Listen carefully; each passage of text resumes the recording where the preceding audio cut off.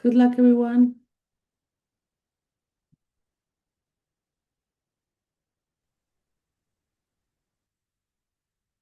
Hi everyone, we'll be getting started shortly. Thank you so much for spending this time with us today. We'll probably start at 3:46 just to give a few people some more time to join. We'll start 1 minute after and should be a really good one today.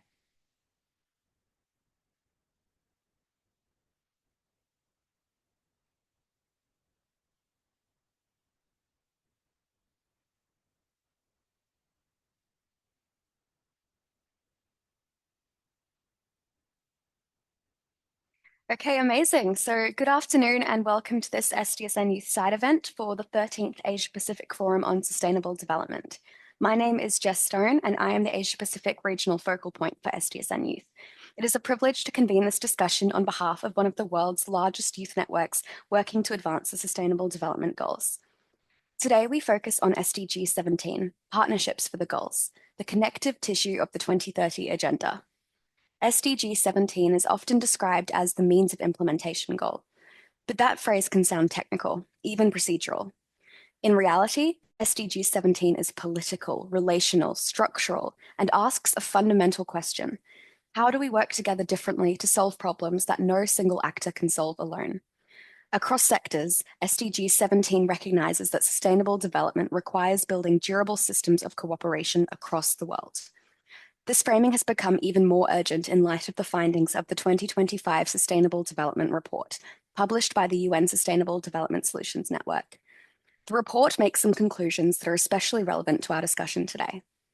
First, progress on the SDGs remains inadequate, with only 35% of SDG targets on track or making moderate progress. In many countries across the Asia Pacific, we see regression on inequality, climate adaptation, biodiversity protection, and institutional trust.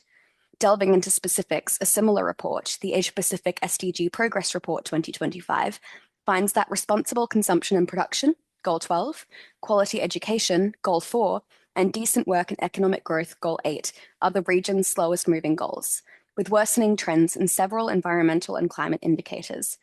While there has been notable progress on industry, innovation, and infrastructure, Goal 9, good health and well-being, Goal 3, and income poverty reduction under Goal 1, the region still lags behind globally on Goals 8, 13, 14, and 17. Critically for this event, weak global cooperation is a core barrier to progress. Geopolitical fragmentation, declining multilateral trust, and uneven participation in decision-making processes are undermining implementation across all goals. And yet, the report also emphasizes something hopeful. Countries and communities that invest in institutional capacity, data transparency, and inclusive partnerships show stronger SDG performance overall. Where partnerships are genuine, not symbolic, progress accelerates. This is where youth leadership becomes indispensable. Young people are not simply stakeholders in sustainable development. We are systems connectors. We build coalitions that are less constrained by institutional and country silos, and we translate global frameworks into local realities and local innovation into global dialogue. But let's be honest, youth participation in SDG processes remains uneven and often consultative rather than with true decision-making power.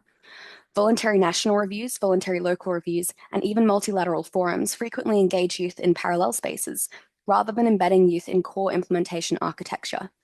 SDG 17 requires us to move beyond tokenism towards true co-creation. Today's event showcases case studies from across the Asia-Pacific region that demonstrate what this looks like in practice. The examples you will see today move SDG 17 from theory into tangible change. The event is an invitation to rethink partnership as shared power, shared accountability, and shared ownership of the 2030 agenda across generations. Thank you for being part of this conversation. I look forward to the insights from our speakers and to your active engagement throughout the session. Please feel free to use the chat function to ask any questions. If we have time, there will be a Q&A session at the end. So please welcome Florence from the Cashflow Foundation, an SDSN youth member organization, who will briefly discuss the relevance of VNRs before we pass over to SDSN Youth Philippines for our first case study. Thank you, Jace. Hello, everyone. I'm Florence from Cashflow Foundation. So today I'm going to talk about what is VNRs and why it matters. It's truly a pleasure to be here alongside our partners from SDSN Youth networks across the Asia-Pacific region. I'm honored to represent the Kashmir Foundation in this discussion. Today, I would like to briefly talk about Voluntary National Reviews or VNRs and why they matter for us as young people. VNRs are national reports presented at the United Nations High-Level Political Forum. Through these reports, countries share their progress on achieving sustainable development goals, what has been achieved, what challenges remain, and what comes next.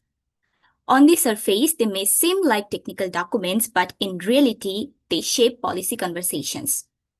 They influence national priorities and they reflect how seriously countries take the 2030 agenda. The important question is whose voices are included in these reports. Across the Asia Pacific region, young people are leading climate initiatives, strengthening education access, promoting health equity, and building innovative solutions with our communities. Yet, youth contributions often remain underrepresented in formal SDGs review processes. When youth voices are missing, policies may not fully reflect on the ground realities. Local innovation may go unnoticed, and opportunities for stronger collaboration may be lost. Engaging youth in VNR processes strengthens accountability and partnership, which is at the heart of HDD 17. When young people engage with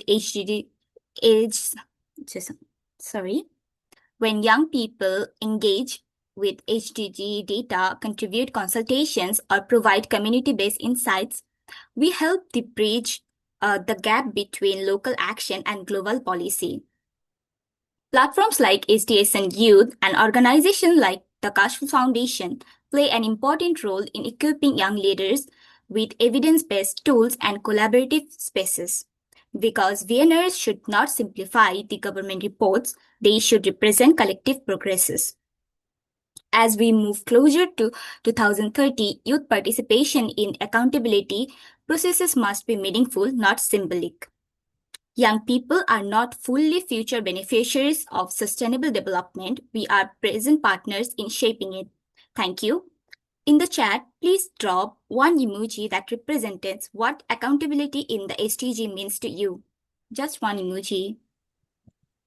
Amazing. Thank you so much, Florence, for that overview on VNRs. And of course, we'll be kind of coming back to that topic quite a bit throughout this presentation.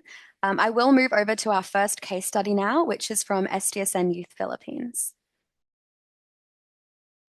Magandang hapon. My name is Rafaela, and I am the Network Coordinator of SDSN Youth Philippines. And today I will share our experience in building our youth network. And through this, I hope the lessons we have learned along the way can help inspire and guide others who are working to build or strengthen youth networks within their own communities. So to briefly provide context, SDSN Youth is a global volunteer-driven network that mobilizes young people to accelerate solutions toward the Sustainable Development Goals.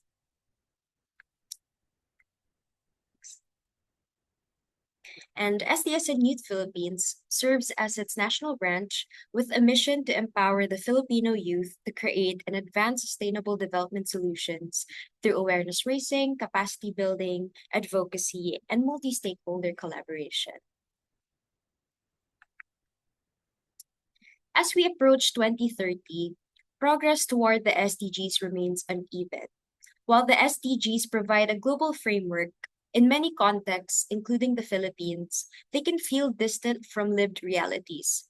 The challenge is localizing these goals so they reflect community priorities and aspirations. Across the Philippines, many youth-led initiatives already exist but remain fragmented, and youth networks play a crucial role by connecting scattered efforts into a unified and strategic movement towards sustainable development. By establishing a youth network, we can create spaces where young people from diverse backgrounds can collaborate and amplify their collective voice and impact. At the same time, this helps shift a persistent narrative that young people are often viewed primarily as beneficiaries rather than active participants in the process of development. Yet across communities, across regions, across countries, the youth are among the most dynamic, the most creative, and the most driven partners in shaping sustainable development. Now that we've explored why youth networks matter, the next step is taking action and actually setting one up. One of the biggest challenges I faced was knowing where to start. To navigate this, I drew on my experience in community development using the 10 steps of community organizing as a roadmap. I chose this framework because it emphasizes participation, it nurtures collective leadership, and it builds trust-based relationships, which I think are the foundations of a sustainable and a meaningful youth network. So we adapted the 10 steps of community organizing to guide us in establishing SDSN Youth Philippines. Each step translated differently in practice, but the essence remains the same. So for it's recognizing the need or establishing the why. We begin by defining the change that we need to see and clarifying what the network needs, why the network needs to exist, and the impact we hope to create. The next is entry into the community or understanding the context. Before acting, we listen and learn from others. Many young people are already driving change, and understanding their perspectives help us engage and collaborate meaningfully. The next is core group formation or building a committed team. So a small dedicated core team allows us to coordinate effectively, to build trust, and to foster shared accountability. The diversity of perspectives ensures that the network is collective and not just one person's personal project. And the next steps are 4 and 5, which is identifying priorities and setting goals or creating a shared vision. So with limited resources, we map stakeholders, we assessed gaps, and we identified where we can make the most impact. Our goals and our plans were co-created with our volunteers, with members of our network, and of course also our external partners, ensuring that they reflect collective aspirations rather than just individual agendas. The next one is selecting interventions or defining action steps. So we brainstormed initiatives that are achievable, relevant, and aligned with the broader sustainability efforts. Consultation with our partners, with members of our network, as well as our volunteers, help guide our decisions and help us prioritize projects that foster collaboration and actual impact. The next step is preparing for implementation or to execute and adapt. So we are currently preparing to launch our initiatives, and this phase focuses on designing activities, anticipating the challenges, and considering emerging needs. It encourages flexibility and innovation, ensuring our strategies will be relevant and responsive once we begin implementing. The next step is consolidation and expansion to strengthen and grow the network. So for us, we believe that true growth goes beyond numbers. It is reflected in meaningful engagement, in shared ownership of the network, and alignment with our vision. So even before launching initiatives, we are already starting to build an inclusive and sustainable foundation by implementing structures and processes that foster participation, collaboration, and also ensuring that everything is well documented so that the best practices can be shared and adapted by others. The next step is evaluating outcomes or capturing insights. So evaluation is not the final step, but it's a continuous integral part of our work. Regular reflections, check-ins, and documentation help us learn as we go, adapt our strategies, and ensure that our insights are shared beyond our network. And lastly, turnover and sustainability or our plan for sustainability. So we believe that leadership is something that should be shared across our team, projects through our initiatives, cultivating new leaders and allowing diverse perspectives. So this approach keeps the network inclusive, resilient, and capable of being sustained over a long term or over a long period of time. Next slide, please. So of course, building a youth network has not been without challenges, but for every challenge, there is a valuable lesson and insight to be learned. So first is that the youth advocacy space can feel crowded and intimidating, yet this is actually an advantage because technically we don't really start from scratch. We can learn from the years of experience, from long-established organizations and networks, while also bringing fresh perspectives that respond to today's realities and urgent issues. Next, new networks often face financial constraints and the challenge of building trust and credibility among the public. But importantly, something that we need to be reminded is that the most valuable resource that we have is people. And by mobilizing our team, our networks, our communities, even our small focused efforts can create lasting change. Another challenge comes from social political realities and institutional constraints, which can shape what we are able to do.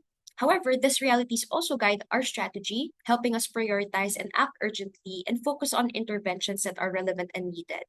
And at the same time, burnout is common when facing complex issues with limited capacity. This is why recalibrating, caring for team well being, and returning to our shared why is essential. It ensures our actions remain adaptive and grounded in care, and we believe that we should start where we are, practicing the change that we hope to see. And finally, there is the risk of tokenistic efforts that reinforce the status quo or exclude marginalized voices. So for this reason, our principles serve as our guide. Meaningful impact comes from work that is consultative, participatory, and collaborative. Everyone has a role in driving change, and genuine impact happens only when all sectors work together towards our shared goals, as emphasized in SDG 17. So to close my presentation, one key lesson from building SDSN Youth Philippines is this. A youth network becomes truly meaningful and sustainable, not through outputs or numbers alone, but when it cultivates solidarity, there is shared responsibility, and we are never losing sight of our why. As Pope Francis reminds us, social problems must be addressed by community networks and not simply by the sum of individual good deeds. The challenges that we face cannot be solved alone, but rather they require collective action, collaboration, and a genuine care for others. Networks, it is the spirit of working together, learning from one another, and not losing sight of our shared purpose and vision that transforms our efforts into something meaningful and lasting. Maraming salamat. Thank you for letting me share our experience, and I hope these reflections can contribute to strengthening youth-led partnerships across our region.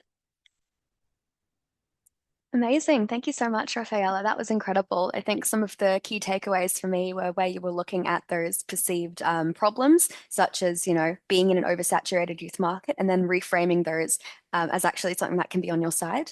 I think the thread of having a shared why was really important too. So lots of incredible things there and lots of different frameworks that people can use for their practical youth networks. I'll now pass on to SDSN Youth Indonesia to deliver our next case study. Okay, so thank you from the SDSN Philippines and Jazz. Today, SDSN Youth Indonesia, we're going to talk about the Indonesian stakeholder engagement, partnering to amplify the impact. So basically, SDSN Youth Indonesia is a national youth network that has been actively accommodating, empowering about 80+ communities all across Indonesia and the archipelagic regions. And each locality carries its own unique challenges, from the climate vulnerability to development gaps, and our programs are designed to reflect these diverse and localized needs. And today, I'm Salma, the network coordinator, alongside one of my partner, Ashar, one of the co-founder and project leader. We are pleased to share with you our progress and ongoing initiatives in advancing the youth-led sustainable development all across Indonesia. Next, Ashar, you may go. Okay, hello everyone. I'm Ashar. Will introduce Indonesia's project with Salma right now. So in SDSN Indonesia, we believe that youth role is not isolated in only youth themselves.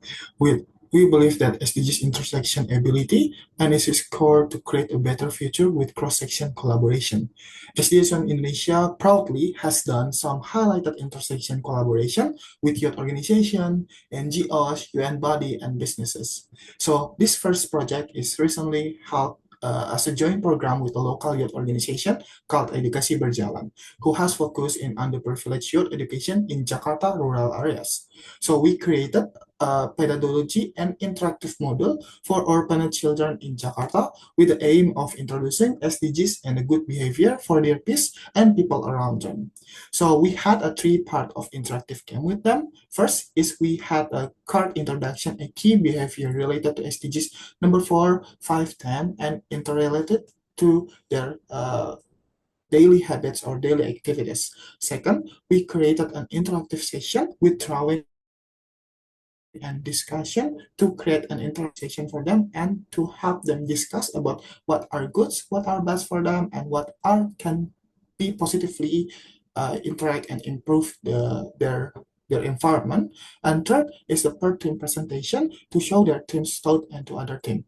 So this activity first result for the orphanage children knowing their role in society and why equality matters to create a better society thanks to SDGs net framework.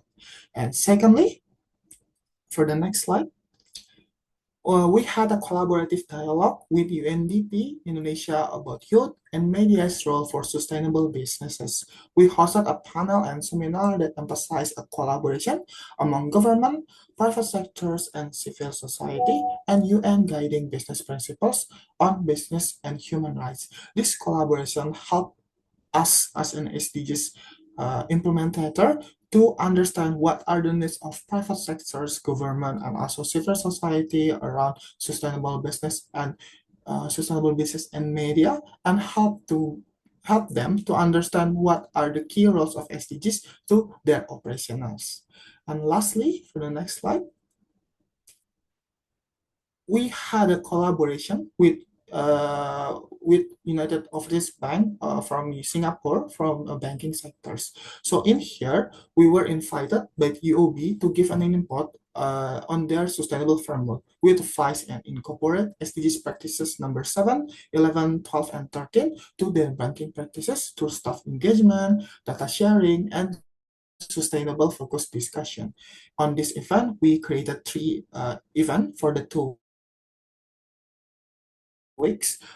First is FGD to understand staff's concern in operations and regarding the sustainability practices. Second is panel discussion to discuss the framework with the director of banking per operation. And based on the FGD and panel discussion, we create a framework discussion and consulting with the director of their banking operations to help them create an improvement to their daily operations and give validation to their sustainable frameworks, solidifying or SDGs and use possibility to improve sustainable business practices.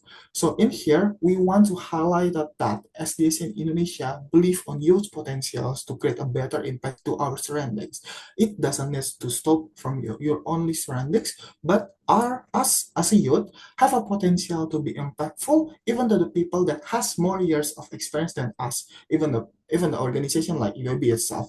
That's why SDGs number 17 is crucial in the current moment of time. Why? Because it's our time to act and create more collective action to create a better and livable planet in the future. So that's all from SDSN Indonesia. Thank you so much. Thank you so much, Salma and Asha. I think it's really incredible looking at the diversity of partnerships that you can have as a youth network or as a youth organization in general. Obviously, we've seen quite a few different examples there of what partnerships can look like. And I think one thing that I noticed is that in each example, you had very strong visual assets, whether it's those large colorful dice or it's the wheel or it's posters or if it's, for children, it's the paper itself. I think that visual asset can go a long way in terms of really growing brand identity, but also recognition of what the SDGs are, so that the next time someone sees the SDG branding, they immediately recognize it and they can pick up where they left off with their learning about sustainable development. So I think that was a really interesting thread that I saw throughout all of your case studies. I'll pass on to our next case study now, which is actually not another SDSN Youth Network, but rather an SDSN Youth member organization, which is the Global Youth Leaders Summit.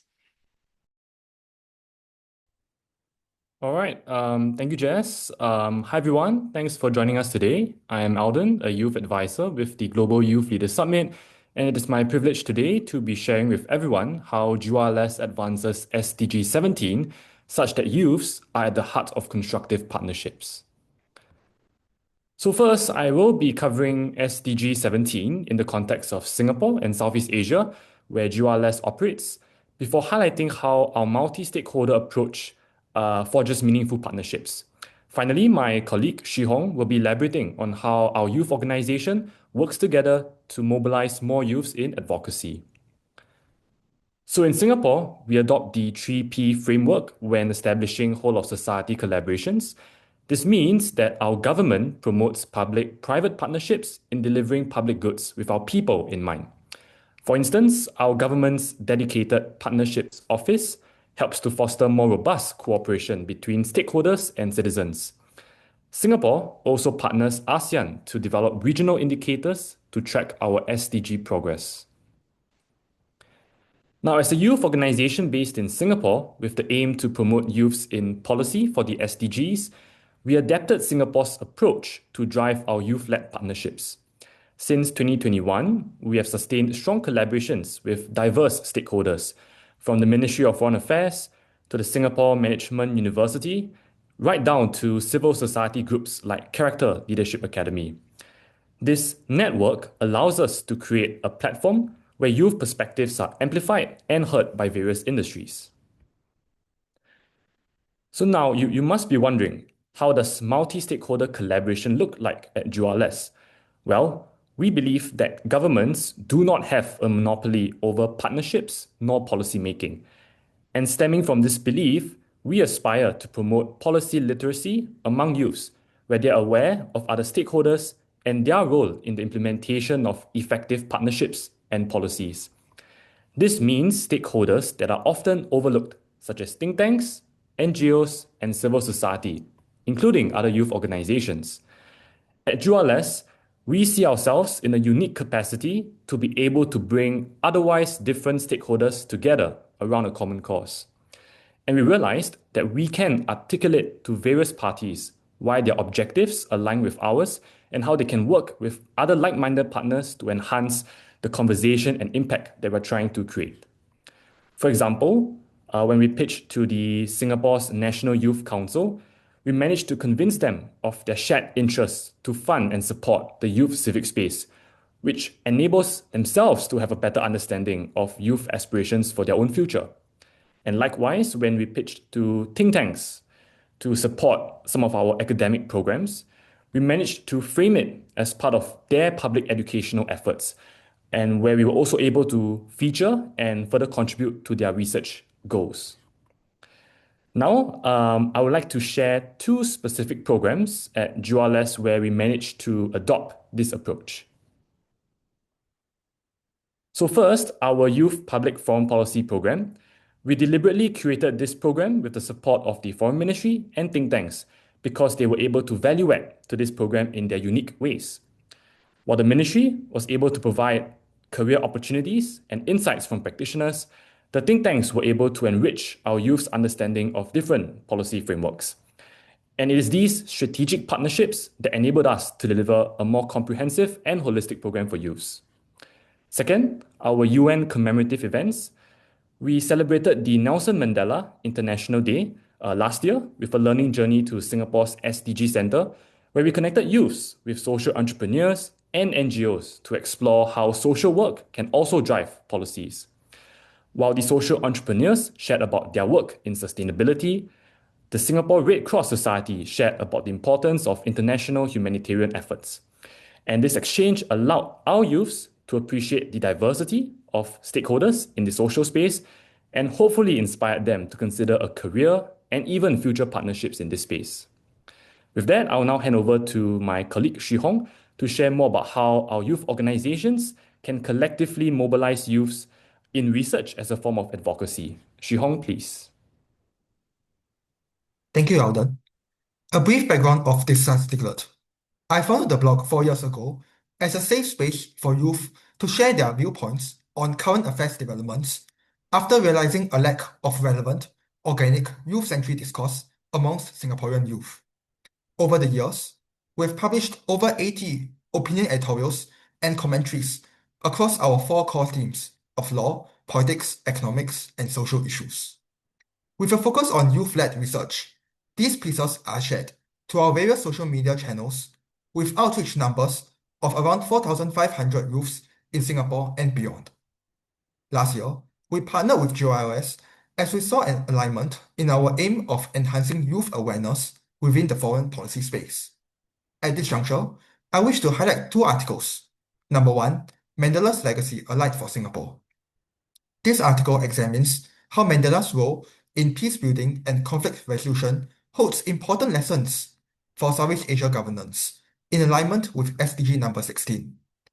Another article that we've worked on is an analysis of the gig economy's rise post-COVID in relation to SDG number 8. Both of these commentaries and many more pieces are all accessible via our website. Beyond regular blog posts, we have also launched other initiatives in support of SDG number 4 to ensure inclusive and equitable quality education and promote lifelong learning opportunities for all.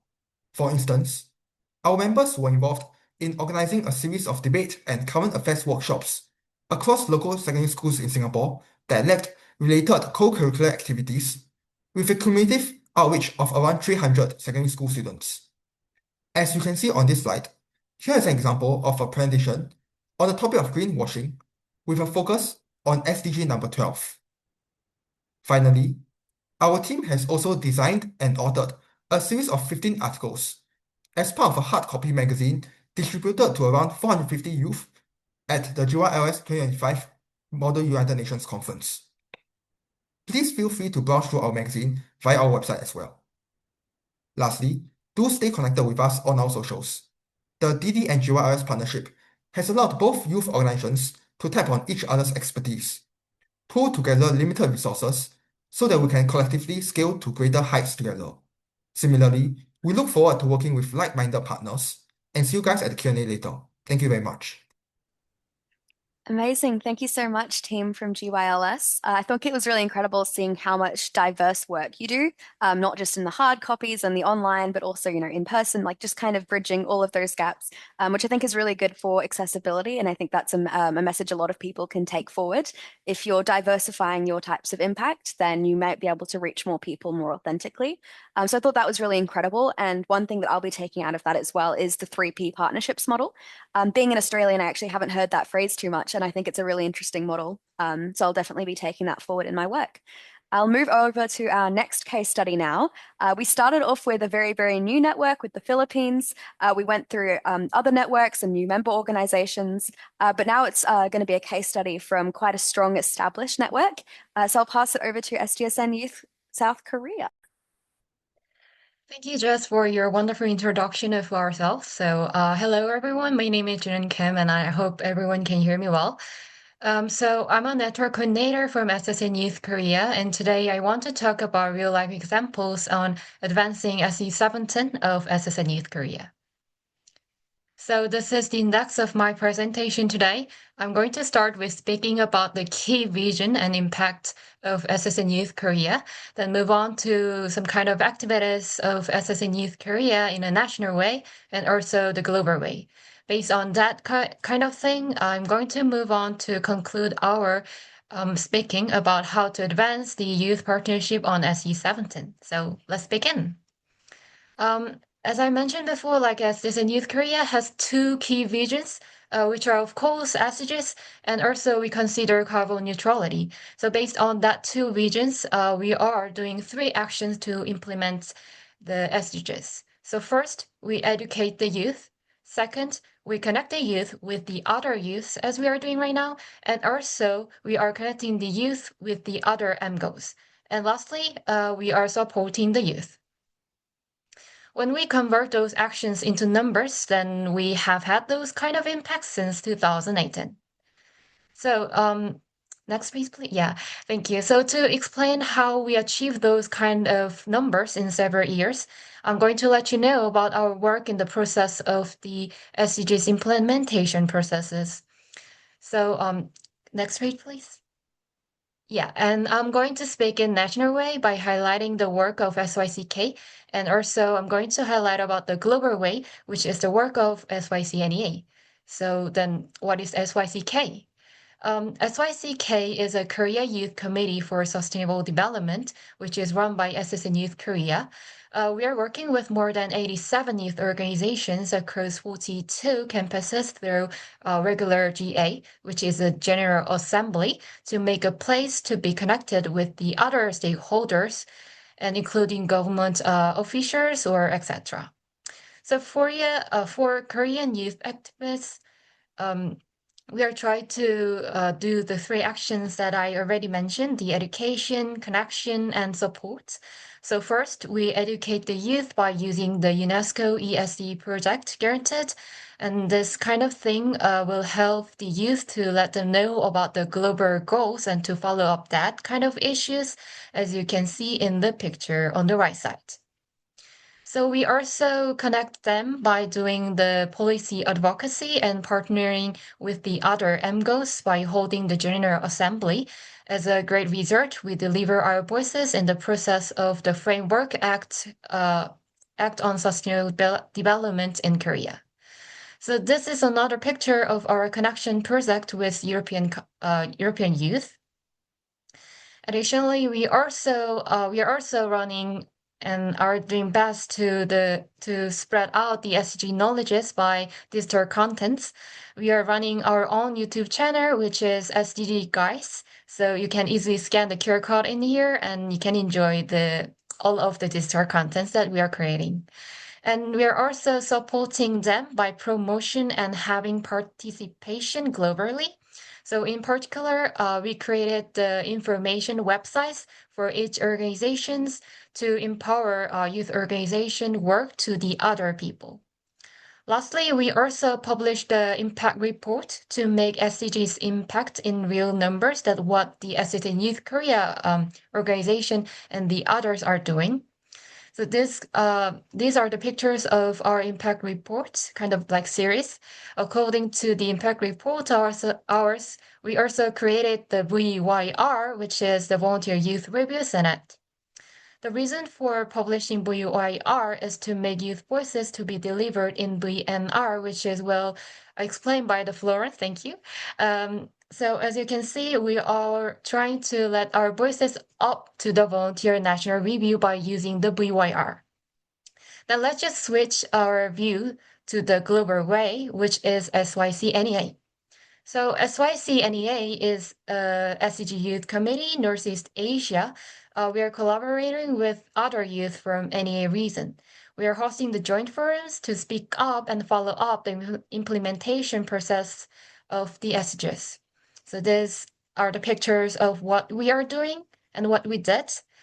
And our main goal is actually to participate in the Northeast Asia Multi-Stakeholder Forum on SDGs to deliver youth voices, which is held by the UNESCO also. And then these are the pictures of last year's work. You can see me in there. And as a result, we delivered our youth statements in that forum and also spread out youth opinion in AA. So you can easily scan the QR code again in here to see the work of SYCNEA. And now I'm going to talk about then how we can advance the youth partnership for those works. So I just bring four kind of things to promote the youth partnership. First, please stand with the youth schedule to manage the work, because as everybody knows, the university students are quite busy. So please stand with the youth schedules. And also second, please connect with the other youth also, as what we are doing, the SDSN youth, to manage the things together and speak together. And third, please follow the global goals to be connected with the other M goals softly. And finally, consolidate youth organizations to stick with youth more closely. The more, the hard, and it's more strong. So this is the end of my presentation today. Thanks for listening my presentation. And if you have any question, please feel free to ask me. Thank you so much. Amazing. Thank you so much. I think there were so many nuggets of wisdom in that as well. I think one of the things that stood out to me is the voluntary youth reviews. That's pretty revolutionary. I think it would be amazing to see that scaled up. Scalability, I think, is one of the themes that I saw throughout your entire presentation. You got SYCK, but then obviously the scaled up version, SYCNEA. So we're seeing that kind of scalability, which I think really is at the heart of SDG 17. So I just think, yeah, incredible work. We'll now be passing over to Florence to host our Q&A session. We've got 2 questions already come through, which I've sent to Florence. But if you have any questions, please pop them in the chat. I'll be picking out a few and you'll be able to ask our panelists the questions. But for now, I'll pass over to Hello. So the first question is like, what ways has SDSN youth engaged with youth from marginalized voices, and how can we better support the work you do?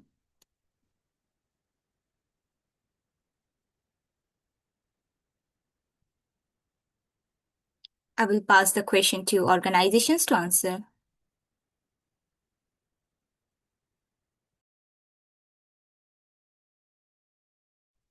I've also popped the questions in the chat as well. I'm happy for anyone to jump in on any question.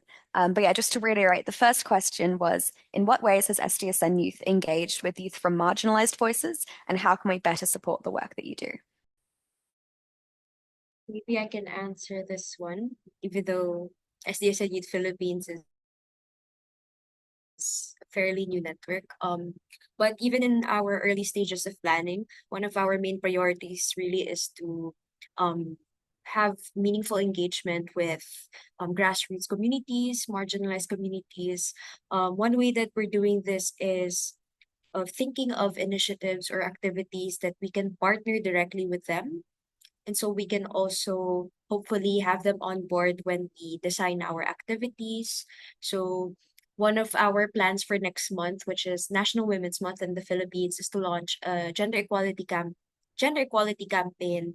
And one of the activities that we plan to do is to hold a community engagement activity, sort of like a learning session or a workshop, that we can partner with a grassroots community, not only to deliver a lecture or a learning session, but to hopefully create also a safe space where they can share their lived experiences, they can reflect on certain issues affecting them.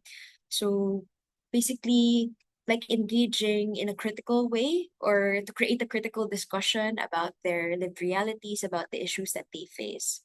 Oh, and also I recently last weekend I was able to um volunteer for an engagement with a partner community that has a kids organization. They are kids who receive financial assistance to support their studies from a foundation, and they were organized by this foundation. We partnered with development students from a university in the Philippines, and we were able to send out a volunteer that facilitated that workshop. So those are just some of the examples that we are doing in terms of making sure that we also have meaningful engagement directly with communities on the ground.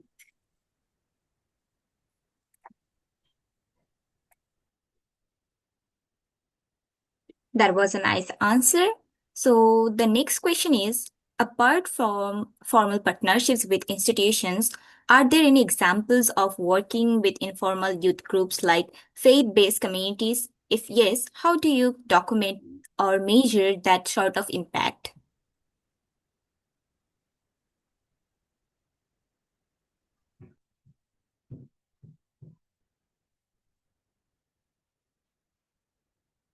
You're more than welcome to just jump in, Alden.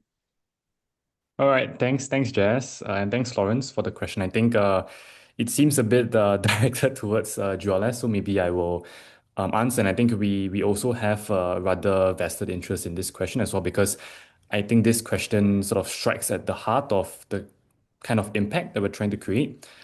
So maybe to respond to the first question, examples of informal youth groups. So for a start, I think it's important to highlight that Juales, we are also an informal youth group ourselves. And with that, it does come certain inherent challenges that we have to overcome. For example, limited human capital as well as resources. But I think, as my colleague Shi Hong mentioned towards the end of his presentation, it is when different informal youth groups come together to collaborate, can we then overcome this intrinsic challenge by pulling together our people as well as resources. But I think I can share one other program that we've done. So within our Model UN conference that we run annually, we make it a point to include a segment, what we call an advocacy fair, whereby we sort of expose youths to otherwise unconventional career pathways in the social sector. that includes charities, volunteering organizations, and etc. And we managed to spotlight several informal local youth groups that our youth can then perhaps join them in their cause. So I think that's one way in which we sort of approach working with other informal groups. To respond to your second question, I think that's a $1 million question, something that I don't think I'm able to provide a one-size-fits-all solution to. But in Dualess, we are definitely dedicating more resource towards how we do impact measurement. For now, we realize that it is very beneficial to use surveys, so pre and post program surveys. And how we organize them is that we curate the questions along thematic metrics. So, for example, one of them that is of the utmost importance to us is youth civic awareness. So, we frame questions along such lines, and then we review based on the feedback and based on the survey results on how we can better improve our programs. Moving forward, I think something that we're considering to experiment is to use focus group discussions whereby we have an open call for youths, have a coffee chat with them perhaps to find out more about what they think of certain issues and then how we can better tailor our program such that it is more youth oriented and more impactful. Yeah, hope that answers your question.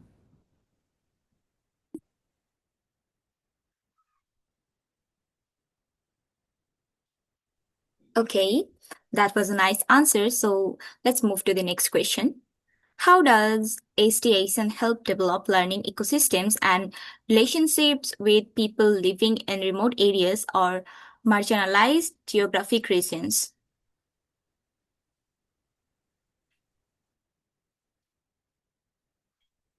I think if everyone's fine, that I think I can go with this question, and I hope anyone can add more. So basically, if I use the example of mine, as I mentioned before, like we are using the committee, which is SYCK, to let the other Korea youth to be organized together and assembly together. So by using that, we have more than 17 local group, which I call that as a youth committee again or so. But based on that, we just divide into 17 regions in all the region in Korea. And then we just try to do the regular conference to collect what kind of youth is talking about, especially about their own local things. So based on that, we try to gather the youth voices by using the local conferences. And when we are done with gathering the local issues or kind of like what is the local problem of the youth, then as SDSN Youth Korea, we just try to let that youth to be connected with the other local activities, which will be more specialists or someone who are taking more charge in that local government. So that thing will be also the answer of the question that mentioned by the Simon, I guess.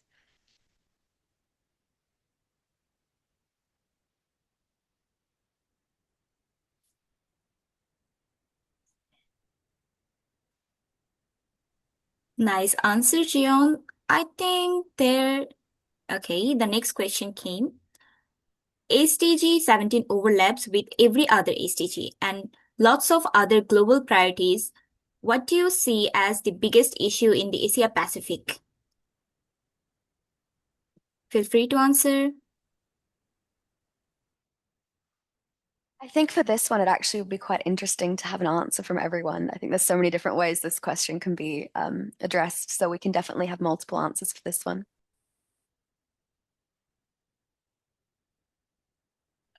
I think I can go first. Yeah. So about the Korea as a NEA, the Northeast Asia Youth, well, the reason of NEA is quite interesting and also like complicated, as everybody knows, because we have the main kind of like the three key country, which is the Russia, Korea, and also Japan and China, and additionally the Mongolia countries. So having a union with those kind of big power country is quite hard for me because like as I mentioned before, when I did the SYCNE conferences, it was quite hard and quite challengeable for me to gather the youth, even we are youth. It's quite hard for them to speak up their own opinion because it's quite different political issues they are in it, and then quite hard thing that they are handling by themselves. So I guess the more important thing would be try to be on the same page. Like for example, like for the Korea is of course like democratic country, so personally, I don't have any problem for speaking up the everythings, but maybe like another country have some kind of issues. So I just ask to those kind of youth one by one. So is it okay for you to speak about this, or is it okay to let the other people know about this? So by just connecting each other one by one and also having a communication, which will be the active version, then I just have all the youth participants in one conferences that what I did last year. So I guess the most important thing in any region is try to communicate tightly and one by one communication. So I hope it could help to answer. So yeah, I'm really curious about the other reason or so.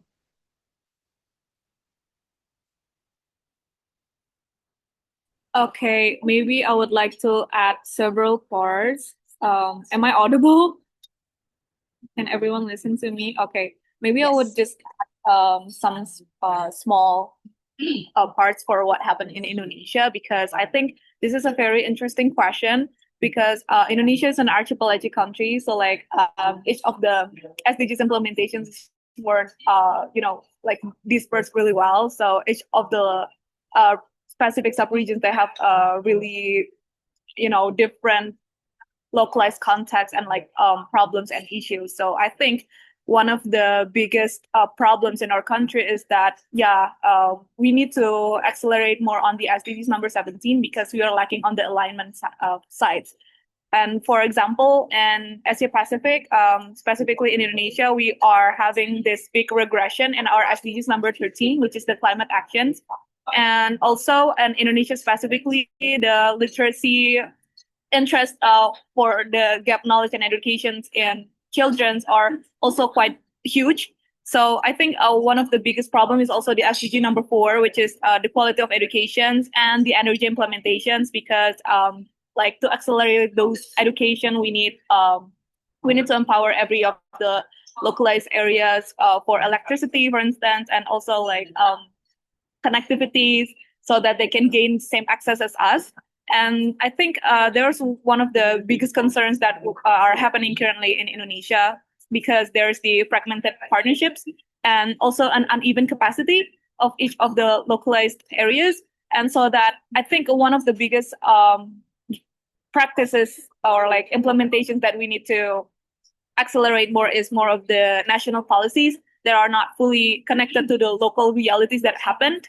And second, there are also a local governments that lacking of resources to implement the SDG commitments. And so that I think one of the biggest movement that we can do as a youth is to engage more of the communities to bridge that knowledge gap, because we cannot rely on the government itself, and to integrate many stakeholder that we can. Like for instance, in SDSN Indonesia, we try to other than try to give SDG education towards the orphanage, let's say, or maybe towards the schools or the kids, or even to university, we try to engage the employer and the employers too for the businesses areas. And we try to manage to make a collaboration with the government as well. And I think that will be one of the efforts that we are creating in SDSN Youth Indonesia. And I think that should be more of implementations or like youth movements in order for us to tackle this.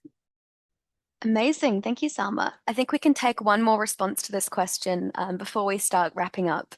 Who wants to take that last response? Yeah, perfect. We'll pass it over to GYLS. Thank you for the question.